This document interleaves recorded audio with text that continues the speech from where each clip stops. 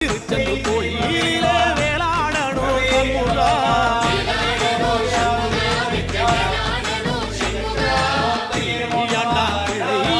வரம் கொடுக்கணும் சண்முகா